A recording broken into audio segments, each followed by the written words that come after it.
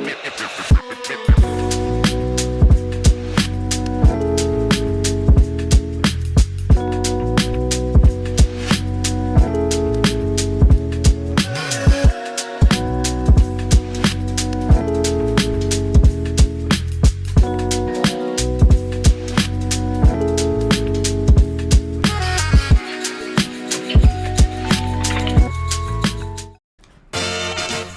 get it. How do we do this again? So much energy on a Monday. I'm telling you, man, this is how I know I love my job. I show up on Monday. I'm excited. I'm excited to do the show. What is up, everybody? Welcome to the DNVR Nuggets Podcast. Let's go. Mailbag Monday edition. We're settling in. First half of your Monday always sucks. You got the Sunday scaries. They lead into Monday. You're at work. But then the DNVR show comes on. And you go, you know what? The sun is bright. The birds are chirping. The horns are airing. The Nuggets are reigning NBA champions. And then after this show, it's just all downhill. So then the rest of the week just sucks, just drags on for the rest. We do have a great show for you. I'm excited. A lot of these topics. I was sitting here thinking last night, as I try to plan out the show or think about different things, I'm sitting here going, who's the team of the decade every year? And I realized there is a distinct team of the decade every decade, but 2020s, very open. Wide open. Could it be the Denver Nuggets become the team of the decade? We're going to debate that. There was a very interesting Team USA game over the weekend. I have some. I can't wait to talk about it, actually. Even though it's not that Nuggets specific, I'm excited. And then you guys sent in some bangers this week. Good job, everybody. Some weeks the questions come in not so great. Wow. Today there calling was bangers. out the listeners. Well, here's what I think happens. Sometimes our mailbags come out of the blue, and people are like, I'm not prepped for this. Yeah. So they just throw a rotation question. But now everyone knows every Monday. Monday mailbag. When you're not prepped for it, you're just like, oh, what about the stagger? Would you bring PJ Dozier back? Hey, you guys are really calling out some people. I'm just kidding. You guys are crushing it. Look at the homies. I actually would love some rotation questions today. You know what? We haven't even talked about PJ Dozier out. Maybe we'll add him to the list. A little partisan legend. I think we talked about it. I think we probably already did. Yeah. Hat backwards, hair behind the hat. It's Harrison Wind. Had a great weekend, guys. Feeling rested, rejuvenated, ready to go. Concert? I did go to a concert. How was it? It was great, man. It was. How'd you know I went to a concert? Yeah. You posted it on Twitter. Oh, I did? Do you think? Yes, it is. I He did? posted it on Twitter. Is going to the, I can't remember, what was the guy that was at the stadium?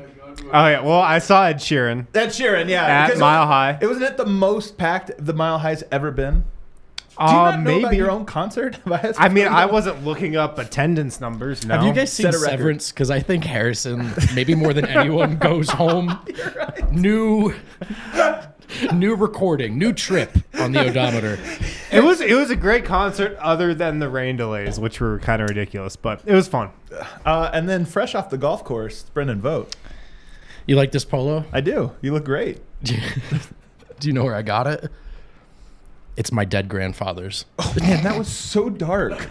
He told us he had a great anecdote, right? I thought you were going to say you look good in purple. So I walked in and I said, "Vote, nice polo," and he immediately turns to me and goes, "Thanks, it's my dead grandfather's." That's so harsh, man. We got to move on. We got to make a hard left turn. Shout out him. Where's the hat from?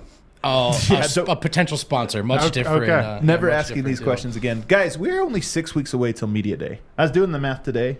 But by math, I mean counting how many weeks it was. 6 weeks. Does that feel like football hasn't even started yet? Does that feel right to you, Vote? 6 weeks. Well, no, because my timeline's still off from how deep the Nuggets season went. Is honestly. it? That's kind of why I wanted to ask the Yeah, question. I do feel that way. But I'm ready for it also. Because I do feel there's been a shift lately to defending champs almost. You know, there was Yeah. the period where they were the champions. Right now it feels like we're entering defending champion territory. And looking at the lay of the land, I think they got a good shot at it. So I definitely feel ready. And the other thing that got me ready to go was the Aaron Gordon Sombor trip. Oh, yeah. And that's just because that's, again, I said it on the show, but that's when this stuff started last season. Mm-hmm. And so that to me, it's like, okay, they're ready for it. They're feeling it. I'm feeling it too. Yeah. It feels like it's been a long summer. It feels like it kind of should be close to wrapping up. It feels like we should be getting to the season. I'm good sticking in off-season mode for a while. Me though. too. I'm enjoying the off-season. I'm getting a lot of good content out of it. I feel like my tweets have been pretty good. I'm ready to keep this going. Like I could use another 6 weeks of the off season, which is what we have. Did you just say I feel like my tweets have been pretty good? Yeah. You're unbelievable. He's like, let's keep it. There's a lot of horse racing content. Well, in the that's another off-season. thing. Yeah. When the season starts, horse racing season ends. So that's, Is that true? I don't know if that's actually yeah, I was true. looking at the calendar the other day. They don't race in winter? No, it's a summer sport, bro. I did not know that. I just assumed it was all year round because you can bet on it. The best part, like the best horse racing's in the summer. All right, I'm with Wind. Well, here's what I'll say. 6 weeks sounds perfect to me. Yeah. Sometimes you're like, man, that feels awfully close. That feels far away. I'm like, nope, it feels right. 6 weeks feels like about how much time I have to kind of ramp up towards media day, and then we're off to the races. But we are 3 weeks away from the NFL season? Not even. I think it's 2.5, 3. I think it's 2.5 weeks. Definitely 2.5 not weeks. counting down. Week 0, college football, we get real games this week. Yeah, but I think the NFL is not till for 2.5 weeks. So it's one of those things where I'm like, yeah, football hasn't even started. So of course it's got that time.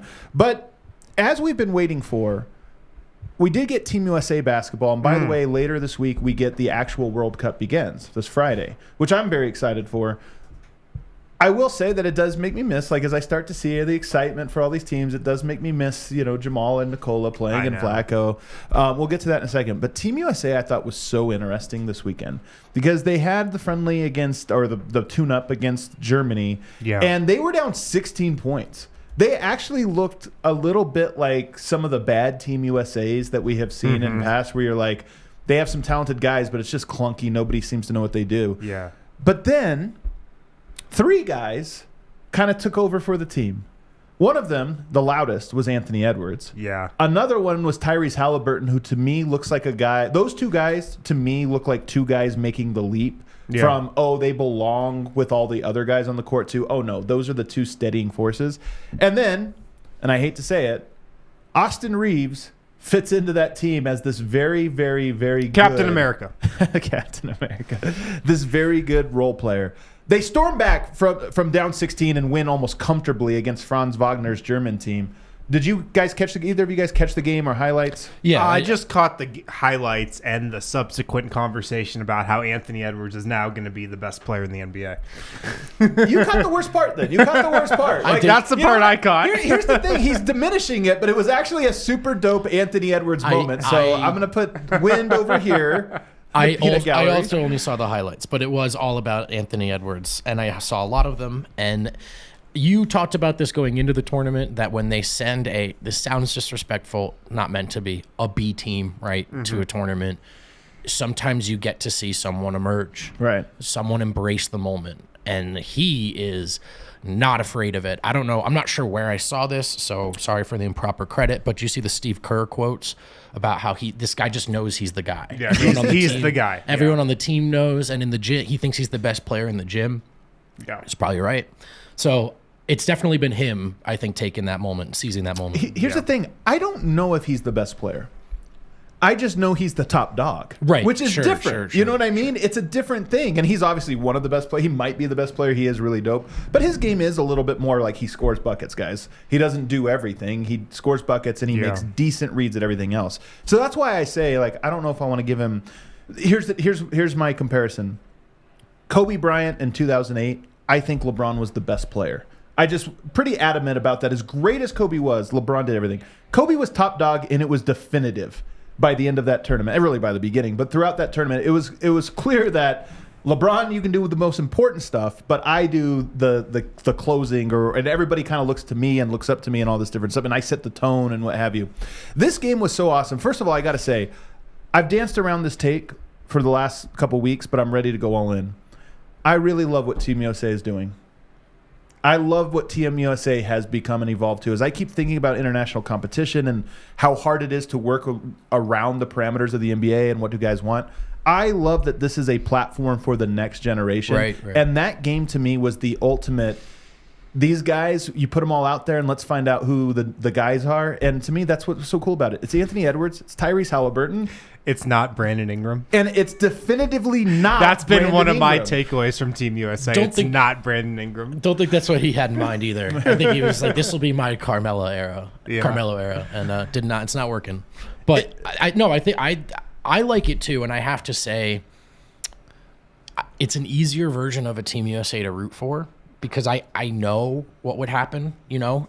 Well, I guess it's a different day and age now, but whatever. When LeBron was teaming up with Kobe, like, you expect that team to win.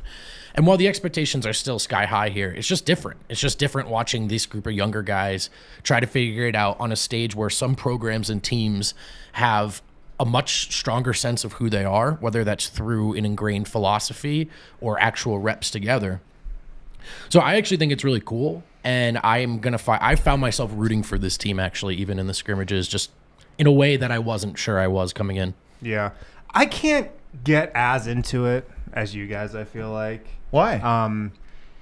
I don't know. Like, I'm just not going to go crazy for Anthony Edwards, like, beating the Wagner bros. Like, First of all, Franz Wagner's incredible.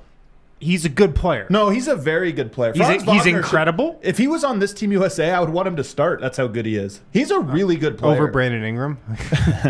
I mean, he's good. Oh, boy. I wouldn't say he's incredible. I think he's incredible. Incredible. I really do like his. I like him. Incredible would be like surefire all-star. I was sitting there thinking, Paolo Banchero or Franz Wagner, who am I like higher on long term? And I'm going to get to Paolo Banchero in a second. I think I might like Franz better. And I'll get into why in a minute. I mean, I might too. I don't think that's that hot of a take, but Paolo Banchero is Rookie of the Year. I would say so. I'll go the other way. I'll take Paolo, but no, I think Wagner's a great player. I mean, I don't think he's incredible, but I don't know. I think it's a combination of like, all right, there's no basketball going on right now. We've got to take these games like super seriously. But I do like Team USA sending younger dudes and kind of the next generation of potential great players. When you put a bunch of good players out of their environment in the NBA where they're all sort of the top dog, I mean, most of the guys that are there are the top guys in their team or what have you, and then you put them together and they're all kind of competing in a different arena, and then you see who rises to that. I love the idea of players having to go into different environments and to see how they thrive. And one of two things happens that's positive. Either you have the Anthony Edwards thing where it's like he's the top dog amongst all of these guys, or you get the Austin Reeves thing, which is I know how to fit in. I know how to change my role or adapt my role to fit into these guys because I'm not the top guy. And in both cases, it's really impressive to me. And then you have guys, and Paolo Banchero to me stood out in this last game, and he's actually stood out to me in a couple of them, as a guy that's a little bit less capable of that than I thought. And he's young. He's like super young, and I like him. Here's my Paolo Banchero take. I am worried, because I love Paolo Banchero. You guys know I love bigs that can have skill. I'm worried he's going to become Drew Hanlon brained. He might already be. He might already be, because his footwork is great. His one-on-one, like you can tell this is a guy who has spent a lot of time in the lab working on the tiny details, and I appreciate the hell out of it. But does he know how to leverage those and other things? He's the opposite to me. And from what again, it's so early and he's young, so I'm not trying to like stick him with this label. It's just an idea that has popped into my head for the first time watching him, which is this a guy that's going to figure out how to apply the skills he has while growing his skills? Or is he a guy that's going to keep growing his skill base into where he's the next Carmelo Anthony, where it's just like, man, that guy's technical footwork is unbelievable. Doesn't really make a difference year 1 to year 7. Like it's like the same thing, just better individual moves. I know. I really wonder if just like so many guys are doing it wrong when it comes to that stuff, man. Oh, I think so. Look at Nikola Jokic and look at how he's perfected his skill set. And then look at everybody else who's locked in that gym in Brooklyn. I mean, this is the Jason. Drew Hanlon. You hate that gym. I hate that gym. This is the Jason Tatum take, right? Yeah. There was one we did I think we had a watch along together for Heat Celtics, and Tatum shook a guy. I mean, like one of the nastiest moves I've ever seen. And Adam goes like he gasps, right? I love good footwork. No, love unbelievable. Shot goes up. Brick, front rim, fast break the other way. And it's like, obviously, the footwork matters, being able to separate. We've appreciated that in some of the greats of the past, and even the guys we're poking fun of are great players. But there's this fascinating question of, is a player the best version of themselves? Right. And I do wonder what certain elements of pockets of American basketball and philosophy and culture have done in terms of influencing some guys into ultimately being a C tier 1 guy, when maybe there was a different way for them to play the game and contribute to winning. Yeah. The best example that you're bringing, the one that you'll appreciate the most, the best stretch of Tatum's season for you personally. Do you remember when he was having the fourth quarter meltdowns and the one pass he had where he just threw it to the other team and you're like, what kind of read is that? Right. Like, how if you were a good player, do you make I didn't that? go over this one with Drew. Yeah, he's like, well, they doubled, and I was supposed to spin Hezzy between the twigs here. Exactly. It was real bad. Yeah, and that's the thing. And like I see, like Hugo48 in the chat is really bothered by my Franz take. Let me he ask, doesn't like it. Let me ask this question. Germany was up 16. They collapsed in the fourth quarter, and some of this is like exhibition stuff. If you would have swapped Franz and Paolo, by the way, barely, he played but didn't play a lot. But if you made him the go-to guy for Team Germany, do you think he is up 16 and in the fourth quarter, doing this stuff? He wasn't even closing for Team USA. He wasn't even close to there. So is he carrying Team Germany to a fourth quarter lead against Team USA the way Franz was? By the way, Franz I didn't watch the game, so I can't speak to it. But probably not because Paolo doesn't play an international game. There's also he's an American player. Like, he plays an Americanized game. There's also a featured thing too, right? And so he's on a team where is already an established pecking order.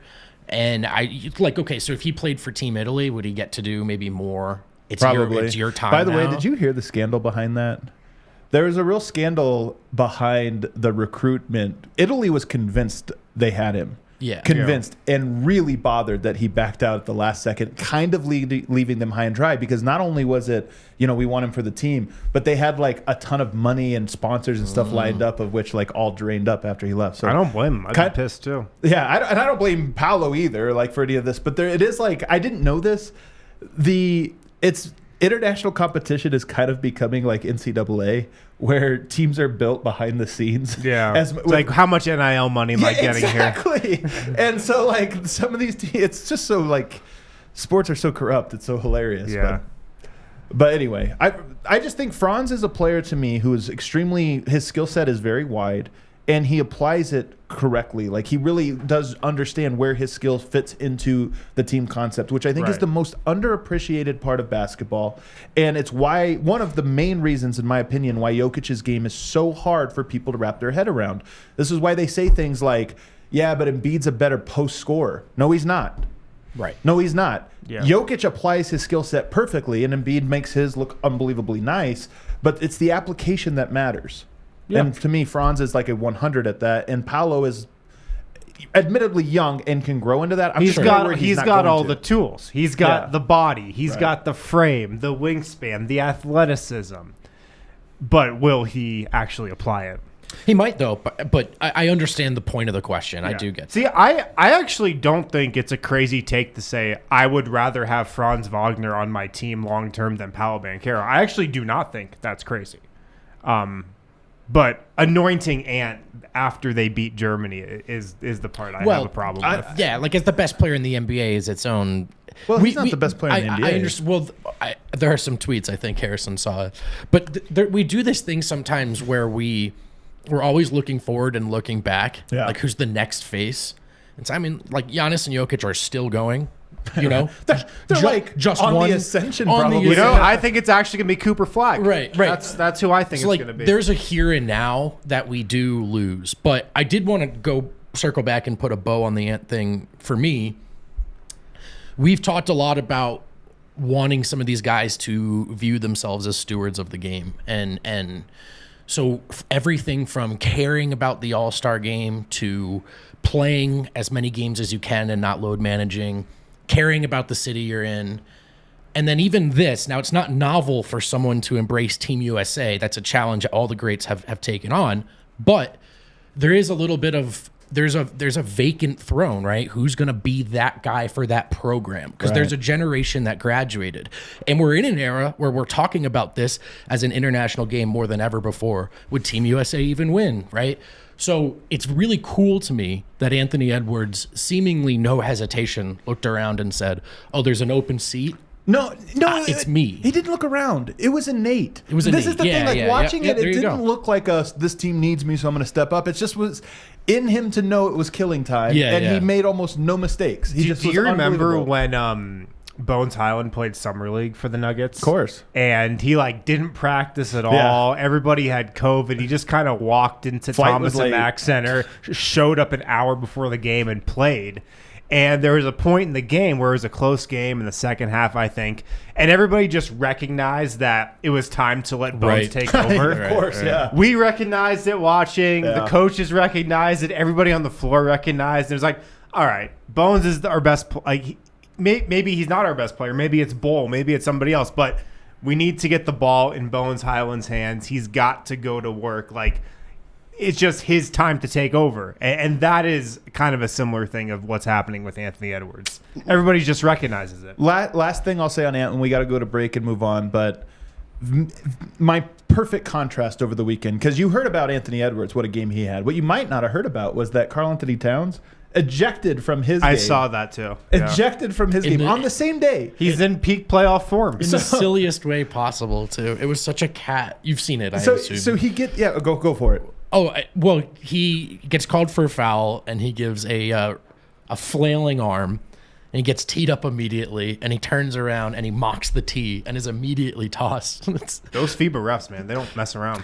So Karl-Anthony Towns throws a tantrum and gets ejected while Ant takes over in a game his team desperately needs him to be Michael Jordan, and he goes full Michael Jordan down the stretch. Scores 34 points, half of which were in the clutch. And to me, I just look at it and I go, my take on Minnesota, they are one cat trade away from being a real threat in the West. I don't know if it's going to happen, but they are, to me, they're awfully close. All right, let's take a break. On the other side, the team of the decade. Let's go through the 80s, 90s, 2000s, 2010s.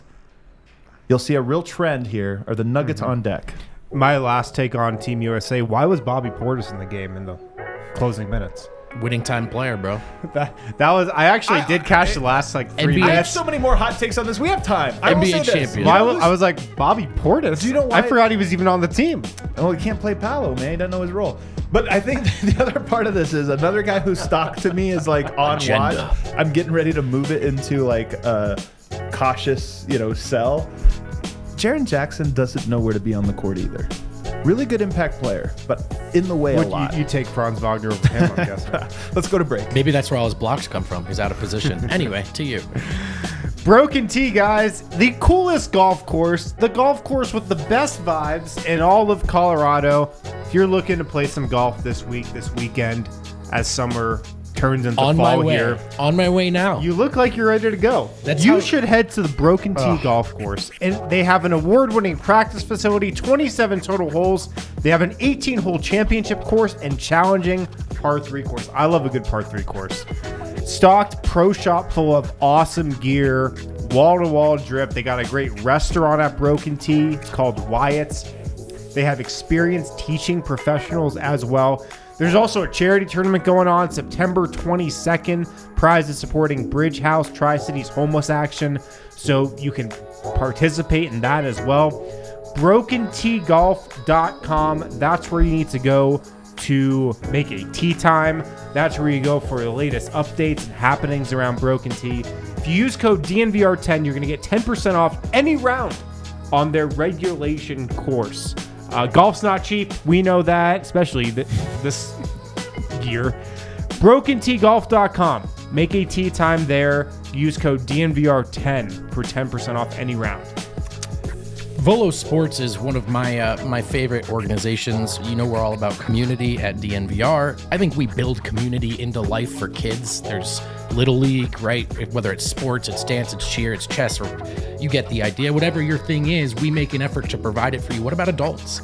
And I love that Volo Sports provides some opportunity for us to play in leagues together, and we play together so that the kids can play for free. The Volo Kids Foundation is a separate 501c, provides free sports camps to kids in each Volo city. It is too late for the early bird registration, but fall leagues are open, and it's not too late to sign up. Get your Volo Pass and start playing in leagues as a free agent today. Beer in hand, kickball, bowling, volleyball, whatever your muse is, we'll see you out there. Make sure to use code DNVR10 for $10 off at www.volosports.com/Denver. All righty, we back. Segment 2. Guys, let's go through this. If I told you the 1980s, that's a decade that is defined by the Showtime Lakers, and you could say Birds Celtics as their rivalry. I think the Lakers, who got 5 titles in that They won half the titles of the 80s. It's probably their decade. But it is a rivalry. Lakers-Celtics.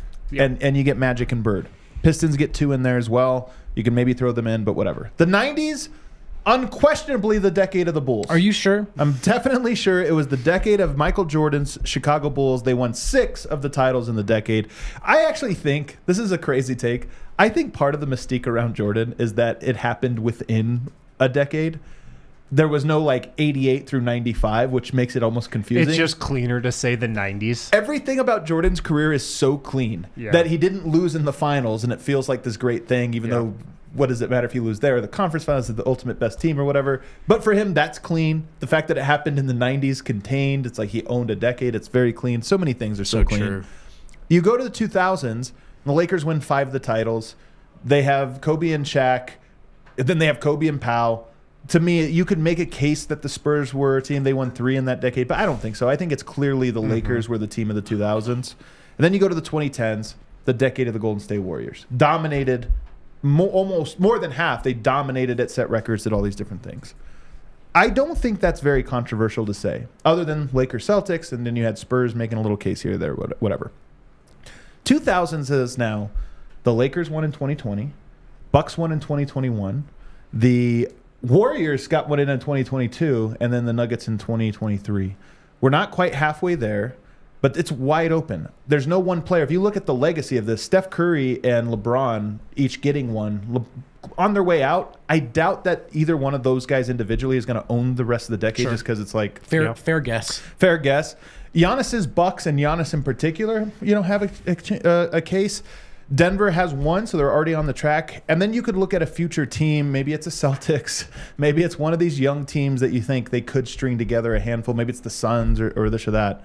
But it's wide open. Probably not, but I get what you mean. But to me, it seems like it's wide open. And if I were handicapping it, Harrison, I think Denver has best odds. Well, it's hard to see it being the Lakers just because LeBron's, entering the twilight of his career. Anthony Davis, we know, the case with him when push comes to shove. And if it's like a different iteration of the Lakers years from now, that's going to be kind of a tough sell as team of the decade. The Warriors definitely vibes that, they're not going to be the same team, the same group as we get into 2025, 2026, 2027. It's really the Nuggets, maybe the Bucks. And if you had to look at those two teams, I mean, they both have a championship so far, but the Nuggets definitely have more staying power. If you just look at Nikola Jokic and Jamal Murray, you lock those two in. That's staying power. Those two guys are gonna be on the Nuggets at least, for the next 5 years together. They're under contract for that, or Jamal Murray will soon be. And then you look at just all the pieces, the stability around them in terms of front office, coaching staff. They have all the ingredients to be the team of the decade. And I mean, I think out of the teams that have a championship so far this decade, it's going to be between them or the Bucks. Right. It's the problem with these exercises, or what makes them difficult, I should say, is that we're inclined to project the way we see things now down the line in a league with such a rapidly changing landscape. And what makes it so difficult to be the team of the decade is you can have your core, but things around you are constantly in flux. So it does look that way right now. I honestly don't. I thought a lot, don't have much of a counter argument. There's an interesting element to this too of maybe the big change already happened with that Kevin Durant trade. Didn't make a dent in Denver's run last year. They do get a full training camp. They've added Bradley Beal. We'll see what they do. Outside of star movement, though, Denver's so far ahead of the curve because you can't build what they built overnight. They got here through the slow build, the slow grind, right? They didn't skip any steps. And I don't know if you can just replicate that, at an accelerated pace. Finally, for me, there is this element of we're going to learn a lot about Jamal and Jokic here, just because they're the leaders. Not that I assume otherwise, but you just never know how they respond to a title. Do they want to be the team of the decade? Right. Do they want to win again? Was that good enough for them? Right. I'm assuming the answer is yes, but we just don't know, right? Defending championship is a different thing. A title makes you immortal because you always have it. But there's plenty of one-off title teams that are not, I wouldn't want to say forgotten, but that are like just lesser than. You know, if you think about the Blazers with Bill Walton, that's a championship and it counts and it's iconic, but nobody thinks of the Blazers as this like all-time team of the 70s or what have you. But every team that gets 2, I don't know if there's a single one that's not thought of, at least in some capacity, of having their era. And then, of course, if you do manage to get 3 over any stretch, you probably are going to be the team of the decade or what have you. So for me, that's probably what it takes. Here's where Denver has a good case. Are we sure Giannis is going to be in Milwaukee in 2026?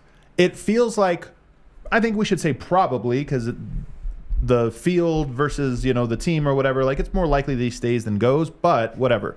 With Jokic, it almost feels like a lock, knock on wood. But it almost feels like a lock that he'll play his career until he retires, which will probably be towards the end of the decade. But either way, he'll play in Denver. Then you think about, all right, what about number 2s?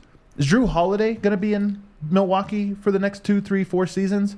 Even that seems like, I don't know.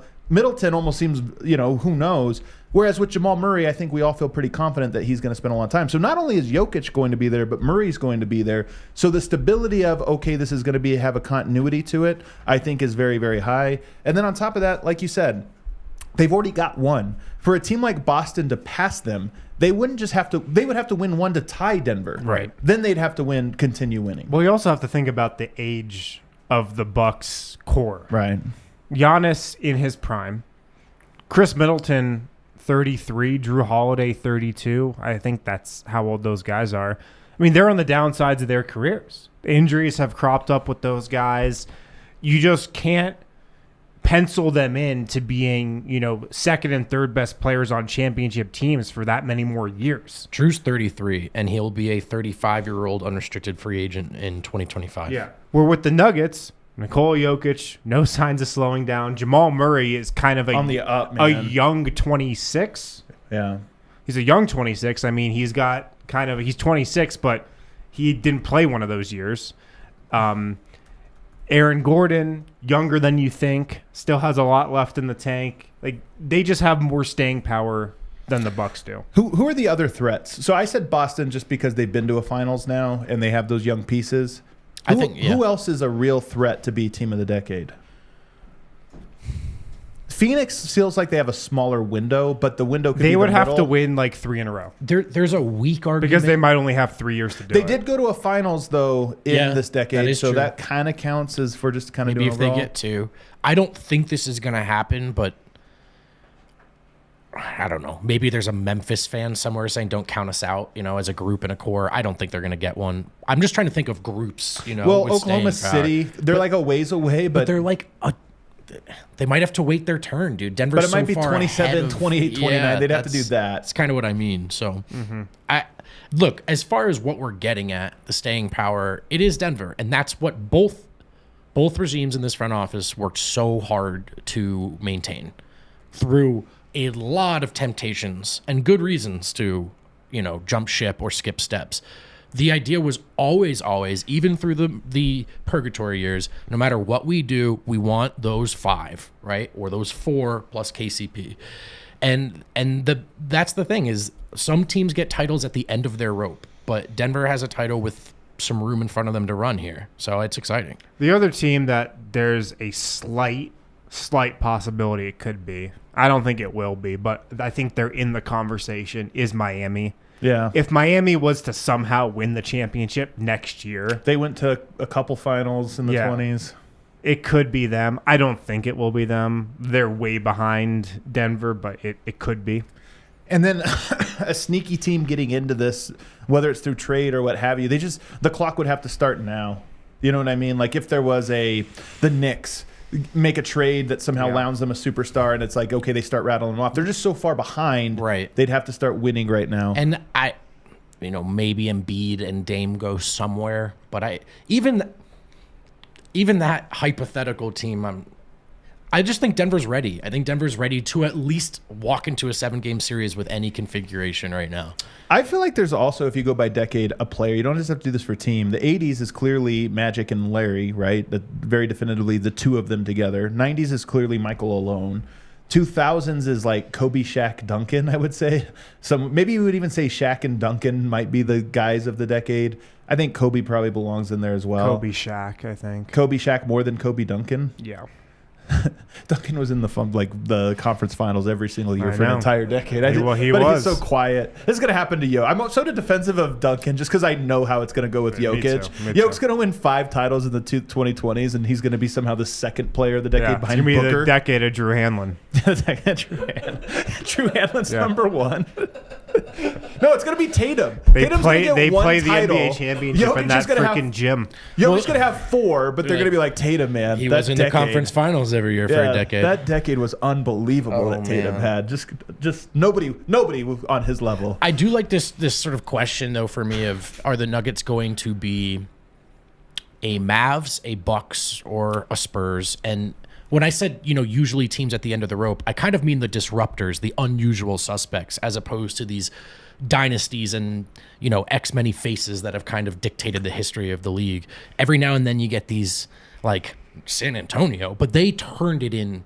They turned it into that for argument for team of the decade, one of the best teams and eras ever. And so Denver, my point when I was talking about those 5 is just that Denver is clearly gunning for that. This wasn't all the chips in, let's just get one. They've been going for that the entire time. But here's the thing I was getting at with the players. So if we go to the 2000s and we have Kobe, Shaq, maybe Duncan in there, but again, it's not one guy. If you get to the 2010s, you might say it's LeBron, but Steph won too many titles during that stretch that I feel like it's the decade of LeBron and Steph. Yep. Which means LeBron didn't have his own decade. Magic and Larry didn't have their own decade. Kobe, Shaq didn't have their own decade. Only Michael Jordan, this is part of the mystique, has his own decade. And the 2020s, there's just a tiny chance that it's the Jokic decade. And there is no, it was the Jokic and. It was just like, that was the Jokic decade. 3 MVPs and, multiple titles would have done it. On that note, and I'm not trying to, within the context of this conversation, not meant to be a tangent, do you think Jokic will ever win another MVP? Will he allow himself to be in that running? So I had this conversation. Probably next year. I had this conversation with Matt Moore yesterday. The narrative, to me, is completely washed away with him. You can't. There's nothing you can throw at him and say now his stats. If they just look anywhere remotely like the best player, there's nothing you can be like, well, that's just the stats. Right. You can't even if they're a bad defensive team. You can't even say, well, he doesn't play defense. That doesn't fly. We know he plays defense when it matters. There's nothing you can throw at him now, narrative wise. So then the question just becomes: is he going to play like the best player? And yes, because he always does. That's a good. The 65 game threshold is going to help him too. Well, there's that. As the only guy. You're right. Yeah. I mean, how many guys are going to play 65? I'm just curious to what extent for the rest of his career, Jokic looks at the regular season as, all right, I'm getting Jamal going. I'm getting Mike going. Right. I don't care. I'll be ready to go. But I guess he already does that. He did that last year. And he walked into MVPs. What is that? What is the stat line for that mentality, Jokic? Give the stat line. 25, 13, and 10. I'm saying maybe it's 23, but it doesn't matter. Either way, it's a triple double. Does he throw it in March every year is what I'm saying. Is he like, all right, I'm done shooting? I don't know. I'll tell you what. I forgot to say this at the top of the hour. DNVR brought home the 3-on-3 title. Let's go. What? Guys, we brought home the 3-on-3 title at the... Why didn't we lead the show with this? I forgot. I saw a clip. The defense was intense. Yeah, you were Jokic in March. We were up by enough. In Houston. We were up by enough. What do we have to do? I was Jokic. This was a full Jokic in March performance by yours truly. But I will say, we lost to a team that featured professional players that had nothing to do with media. Beat Mile High Sports. Who? Beat Altitude. Comfortably win. Pretty dominant performance. That's what I hear. Dev, we were having a good time. And then there was this ringer team of a guy from CU, a guy who used to play with the Celtics for 7 years. Who? I can't remember his name. I was told his name. He's my age, so he's an older guy, but still. Used to play with the Celtics, did you say? And also, it was like a co-ed league, all men on that team. It was a little so. And by the way, you want to know how much we lost by? 1 bucket, and we had the ball at the end. I thought they said... Yeah, I'm confused. You said you won. We did win, but the media version. There was media, and then there was one team of Celtics players. Oh, so... But I'm telling you, we had a shot to win So you it. beat all the scrub media teams, but then lost. I'm just saying we're closer. Was to it Paul Pierce? We're closer to the professionals than we were to the media teams. Yeah, is the only okay, point. But all right. the media ones, Ray Allen? you know, we win there. So shouts to Jenna Garcia. Shouts to Superstar Dev. You and your boy Superstar Dev, Jenna Garcia. Okay. Yeah, versus the Celtics. We had a shot to tie. You guys were Jokic, Jamal, Michael Porter Jr. That's right. Let's take a break. Who was getting frozen out? Jenna? Let's get to the ad reads here. Kind Love is excited to be an official partner of DNVR and support another local brand. Kind Love, go there for all your marijuana-related needs. There you go. One of the first dispensaries in Colorado. They were established in 2010. They are known for cultivating some of the highest quality cannabis in the state. Fully integrated seed to sale. They breed their own genetics. They control the grow process and packaging. A true farm to table experience. They also have a game-changing new product, Turbo Core. Turbo Core is a 100 milligram stick that looks like a toothpick. A full-spectrum cannabis concentrate designed with a pointed tip so you can easily slide it into any joint, blunt, or cigarette to instantly infuse it. Cigarette? You can do that. Wow. Yeah, hell of a CrossFit. That is quite a move. Turbo Joint, they have that as well, using that same technology. 0.7 grams of whole bud, 0.3 grams of Turbo Keef. You can get it all at Kind Love. You can visit one of their stores in Cherry Creek or North Denver. Mention DNVR when you come in. Get the DNVR exclusive discount, 25% off all Kind Love flower pre-rolls and their Turbo Joint line. You can also go to their website, kindlove.com. Use the code DNVR for online ordering and view their full extensive menu. Hey, letting loose recreationally, what's wrong with that? Some of you like the Bud, some of you might like the Breckenridge Brewery. You know we love them at DNVR. How about the Mountain Beach Sour? It's only $6 at our bar. You can also check out the Breck Beer locator at breckbeer.com to find the nearest Mountain Beach Sour. It's a good one. It's a good one for the summer. Personally, sours sometimes scare me off because they're intense. This one, subtle enough, good flavor. And like I always say, Breck, no matter how much they experiment with giving you new tastes, they never lose that core, that essence of beer, if you're looking for beer. So check out the Breck Beer locator at breckbeer.com. Alrighty, and we are back. Kale, let's dig into this mailbag. People sent us their questions. Let's see what people are asking. What are the streets saying? You want to read these off, Vote? Hey, sure, man. Yeah. All right. Victor rewatched all the playoff games for the title run. Don't ask how many times. And the most valuable part Brown played was a change of pace guy. Do the Nuggets have a guy that can push the pace and put the defense on their heels this year now that Brown is gone? What do you think, Wind? Yeah, and I think it's Christian Brown. When I was watching, I watched the last 5 minutes of Game 5 against the Heat.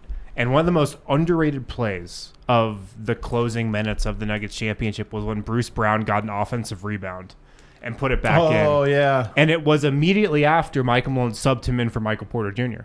It was a key substitution. It was a key play. Denver needed a bucket. It's one of the more underrated plays from the last 5 minutes. And I watched that, and I was thinking to myself, I could see Christian Brown doing exactly that. It was a funny delivery, but I'm with you. You're not wrong. A funny way to say it. I could see him grabbing many offensive rebounds. This isn't why I don't get why you're laughing at this. No, you're right. You're right. I could see him grabbing that same offensive rebound and putting it back in when Denver needs a bucket, and he just finds a way to create a play like that. I've said it all summer. I think we're underrating the jump that Christian Brown can make, specifically offensively from year 1 to year 2. I think he can push in transition similar to Bruce Brown. I think he's going to be just the kind of finisher that Bruce Brown was. I think he's a similar athlete, probably even a better all-around athlete. And I think, again, we're just kind of underrating how much he'll be able to fill in that role next year. Well, okay, Harrison, what's the most important thing that has to happen before you start a fast break? You have to get a stop. Yeah. And I just think that's part of it, right? It's he's going to help you get stops, and then it's the transition part. He rebounds well from his position for his size. I really think the fundamental difference is ball handling.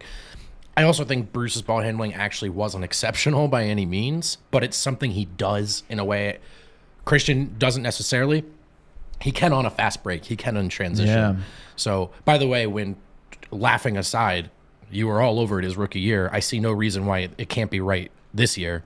But it's just hilarious. Do you remember when you tweeted, if I'm Team USA, I'm looking for a guy like Christian Brown? that was 100% serious Hey, take as well. Austin, I'll tell you, he'd be better than Bobby Portis. I'll tell you that. Hey, Austin Reeves is on the team and shining, so there's something to Super Bowl players. It's I will true. say, though, I'm It's going to true. disagree, though, with Wind. I think that he is part of the equation. I think there's a two-headed monster that replaces him, and the other half is Peyton Watson. When you talk to the front office and guys around the team, and you ask them about Peyton Watson, the number one thing they say about his offensive game is, well, he's an elite transition player. Yeah. He's really good in the open court because he has actually a really good handle, especially in open court. Does he have the subtle nuances of running pick and roll? That's like a different kind of handle. But you're running full speed. How well do you control left, right, dribble, whatever, downhill running? How well do you do that? He's elite at it, an elite athlete, and he's so long. So to me, Bruce was a one-man wrecking crew in that way. He'd get the block on KD. He makes the big-time plays, and then he's sprinting in a surprisingly phenomenal dunker, right, when he had that. But I think that Christian and Peyton both combined are guys that are going to – you remember the back-to-back-to-back dunks? Yeah. One of the best moments of the regular season. I think we're going to get moments like that next year because of those two guys both being good in the open court and being good at creating open court opportunities. Yeah. I also think people forget – Bruce Brown had a great start to the regular season. Then kind of faded a little bit as the regular season went on. For sure. Specifically on the defensive end. Yeah. And then picked it up in the playoffs, and obviously throughout the playoffs he was incredible. But if you actually really try to compare them, Christian Brown shot 35% from 3 last year. What do you think Bruce Brown shot from 3 last year? 37. 35. Okay. So they shot around the same 3-point percentage. And really offensively, I think there's less of a gap there than we might think. What else we got, Kill? Oh, yeah. 31 in. Saw this question on the timeline, and it was interesting to see different responses. How many players in the Nuggets squad do you think are untouchable trade-wise? This is a question that becomes a downer because it's like you don't want to trade people, but untouchable is a different thing than you don't want to trade. I think there's 2 untouchable players. I agree. And I think there are 3 more that are almost untouchable, but it's come on, man. If Giannis comes calling, these guys become touchable. Yeah. It's you're only trading Aaron Gordon if you're getting a Giannis. Right. Same with KCP probably. You're only giving those guys up if you're getting a player of Giannis's caliber, which it's not happening. So I think AG is in that fan version of untouchable, which doesn't matter because you're not in the front office. But again, though, it has to be a tier 1 guy. Right. That's what we were saying all show. Denver prefers their starting 5 over any configuration in the league, I think. So unless it's Luka, unless it's Giannis.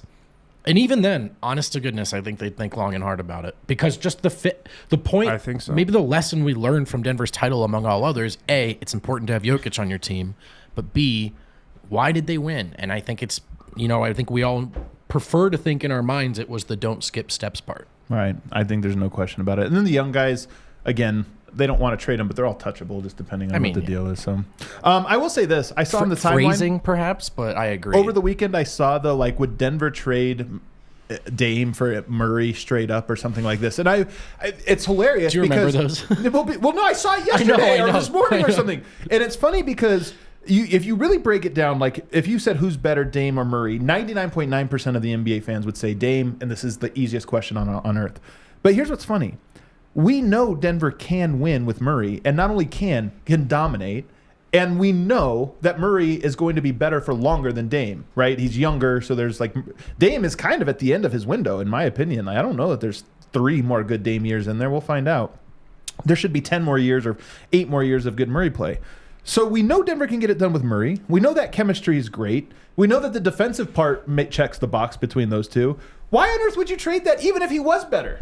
Adam, I don't know if that's more insulting to me or Jamal. That is.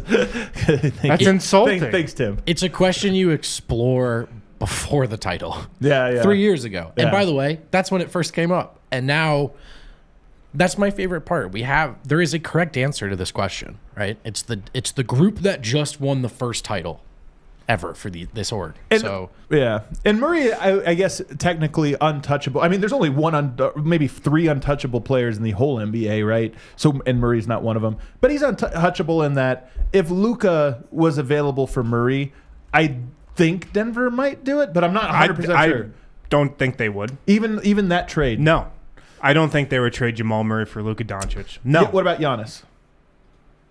I think they'd think about it. My point being, Murray is effectively untouchable because the only scenario you would trade him is one that's not going to arise anyway. Let's take a quick break on the other side. We'll try to hit 3 or 4 more of these mailbag questions.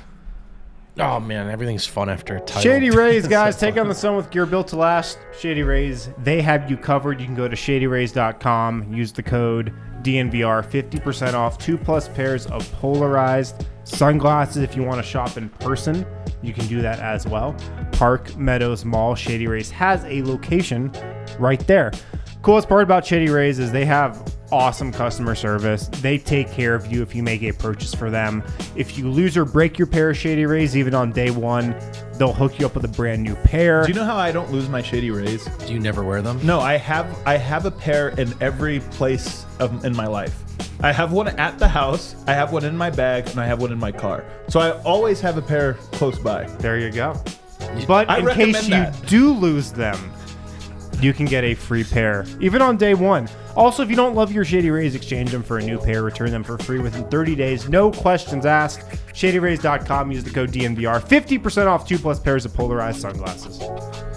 Man, that's so cool. Looking cool is cool. You know what else is cool? Being a DNVR diehard. Oh, my gosh. For so many reasons, like discounts on events. Wait, did I just say events? Because we have an event to plug. Fellas? Oh, my goodness, guys. This is a big one. Do you want to let it rip? I want to hear what you got. Listen, man.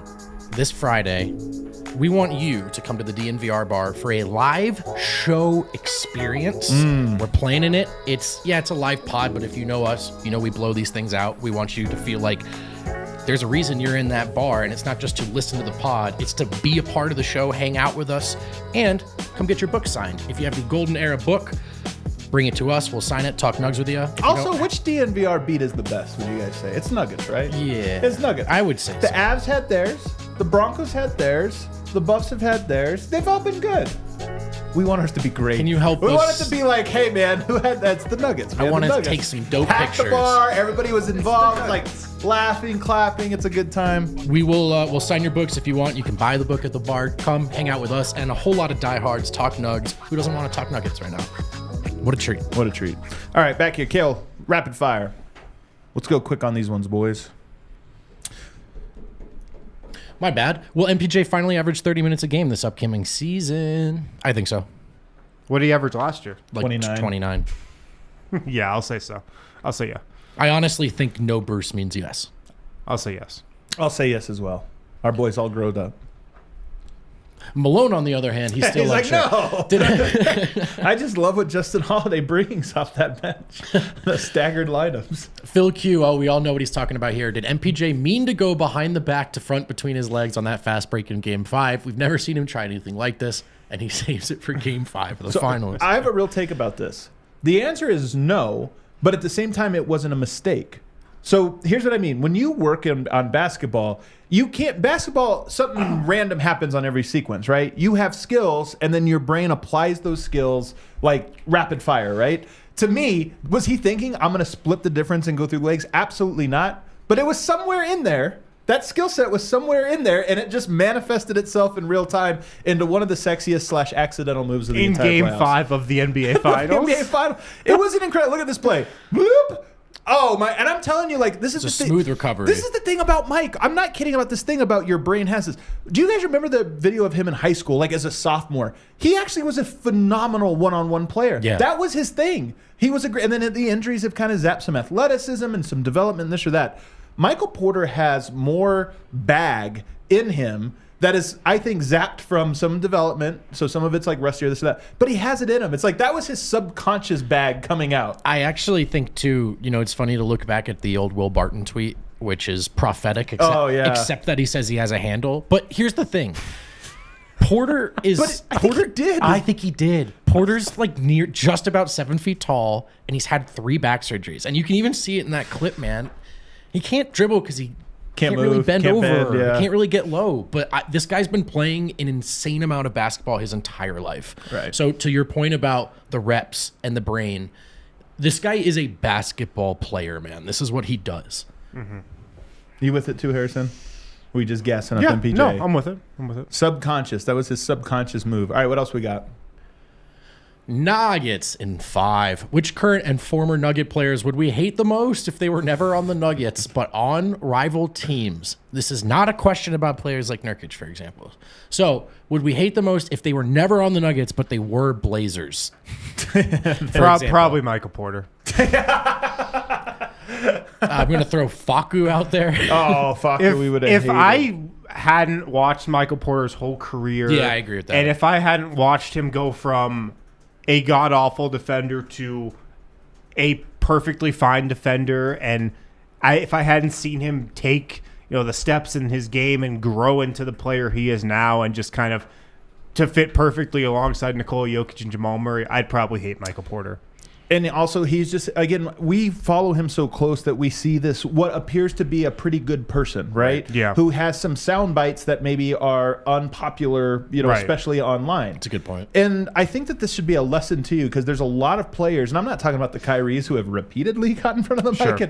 And, I think he is actually just revealing who he is. But there are athletes who you don't know that well, but you only know one thing they've ever said in some context that is beyond you. That's you just know very the one. true. Yep. I just know he said this one thing, and he looks like that, and I don't like this guy. And I think that Michael Porter is the ultimate of that. I remember I went on Sarah Spain's show one time. This was like 3 or 4 years ago.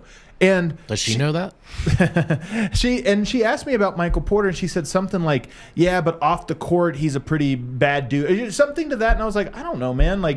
I was like, I think he's a pretty good guy, pretty good head on his shoulders. And she was like so offended by me saying this. She's like, oh, well, we have to disagree about this. And I was like, Right. oh, you're saying because he said that thing. Right. Yeah. Right. Oh, I got it. The Snapchat thing. The Yeah. Snapchat thing. Okay, yeah, that's what you're No, going the vaccine one. Yeah, if he's on the Wizards, you go, oh, he's a goof. Yeah, he's a and goof. then Right. you move on. Right. Oh, no defense, all offense, No, selfish. But my point is, there are guys who have a one-off comment that kind of defines No doubt. them in some way, and Yeah. it's like, hey, I don't know, maybe there's more to them, and there's, like most people, parts of them you don't agree with, Right. and parts you do. All right, what else we got? We got time for one more? One more. All right, Let's do it. Hefe. Summertime is list and ranking season. Snake draft season too. Don't forget. Don't forget. Why does every ranking still have Jamal Murray outside the top 5 point guards with a consensus behind guys like De'Aaron Fox?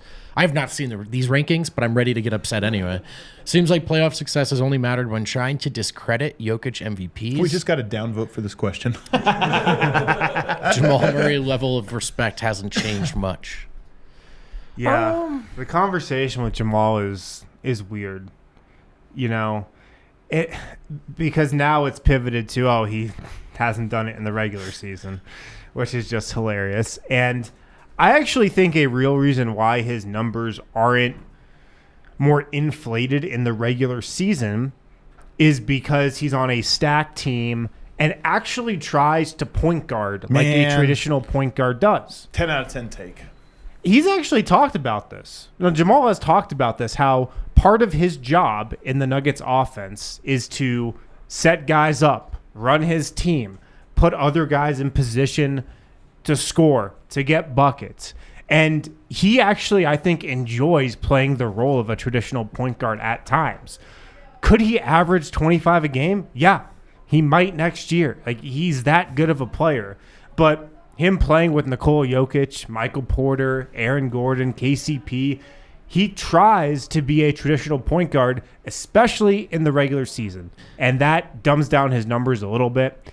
And I think that's a reason why he's probably, in my opinion, he might assume the title of just most underrated player in the NBA. He might take that. I don't think Mike Conley still holds that, but he held that for like 10 years. Yeah, he did. He had a long time. I could see Jamal Murray holding that as the guy everybody looks at and goes, that guy's the most underrated player in the NBA. Because look what he does in the playoffs. Right. And then the regular season, he's just outside the top 5, according to a lot of people. And I think he's definitely in there. I think he's clearly better than De'Aaron Fox. I think he's probably better than Dame Lillard. I do think I understand. Of course. If you're trying to do the national analyst thing, there you go. You get into direct juxtaposition, and that would lead you to, like SGA we talked about with Canada. It's a perfect example. That guy dominates the regular season in a way we'll never see Jamal do it. But from the Denver perspective, this is why I would have loved Murray, by the way, on Team Canada, because I do think there could have been a LeBron-Kobe dynamic where it's like Shea's the best player, but Murray's the top dog. I agree, man. I thought that would have been really cool, and I know people thought we were crazy for that conversation, but it was possible. So I do get that just body of work, like top 5 point guards. I think it's easier if you're making a list to just go like, well, look at what he's done. But just numbers to numbers. But you are right that it creates this hilarious dynamic of he's maybe the first guy ever where you go, well, we're just waiting to see him do it in December, you know. That's pretty funny. Maybe this is the year. Lastly, I sent you real quick. We talked about the Sombor shuffle. I predicted last year KD would be the first NBA player to adopt it. Jordan Poole. Perfect. Jordan Poole, not the hero we asked for, but first of all, is this a Sombor? Is that a Sombor? Do you guys see this? It's on the screen. It's the Harden. There was a video that came out over the weekend of him trying what appears to be a sideways walking Sombor from 19 feet on the baseline, which is hilarious. How do we feel about? I mean, I'm going to go ahead and call it kind of a Sombor. I mean, it's a little sexier. Fundamentally, it's a Sombor. The Jokic's Sombor is so much clunkier looking in a way that like makes it more. Like, this looks like an actual move. There's a crossover kind of involved. Jokic almost just does fundamentally it is a Sombor, I believe. But it's such a wider. It's the Harden. Remember, Harden was working on this like 3 years ago, and they never used it. The best part about the Sombor shuffle is you don't really create an advantage with it. Yeah, it's like an inch of space. The best part of the Sombor shuffle is it's a bad shot. Yeah, but it's you're not actually like making a move on your defender. I don't think. No, but for Jokic, he just needs an inch, and there's 2 seconds left on the shot clock. Yeah, and he's so good at it for some reason. But with great power comes great responsibility. The most hilarious signature shot ever. And I just don't know if Jordan Poole is that shot from that spot on the floor with 19 seconds left in the shot clock because he plays for Washington. See, that Jordan Poole is creating enough space with that where he might be creating an advantage. Because it's such a sidestepping move. Yeah. The actual Sombor shuffle, you're not moving that much. You're moving like a foot to your right. Yeah. But even Yeah, Jokic, I would say in all actuality, Jokic probably moves about 4 to 5 feet to his right, and Jordan Poole moved about 8 or 9 feet. It's an actual crossover, like sidestep. Yeah. The one thing I'll say is, of all the players I could have picked to do this Sombor, it's so funny. Jordan Poole is not near the top 50 of guys I would have hoped. Who was the other guy? Hassan Whiteside. Yeah, do you exactly. remember? Oh, it's so good. You know what would be really funny? If Jordan Poole starts doing that and it like catches on. That's what happened with Kobe. And people start calling it like the Jordan Poole. No. This is what I always say. This is what happened with Kobe. Dirk was doing it for like 7 years. And then one year Kobe's like, you know what? That's kind of useful. He adopted it. And then everyone started shooting the Dirk. So I don't think Jordan Poole has that cachet. But you know what? We'll find out. Shouts to him for at least trying it. I do think I'm going to watch some heavy Jordan Poole in Washington minutes to start the year. Yeah, I'll bet you're not. I won't. I'm pretty curious. Thanks for hanging us. Hopefully we made your Monday just a little bit better, a little bit brighter as we talk some Nugs. Again, the defending champions, Denver Nuggets. We're going to be back all week with brand new shows. Eric will be back with us tomorrow. Hit that like button on the way out. See you tomorrow.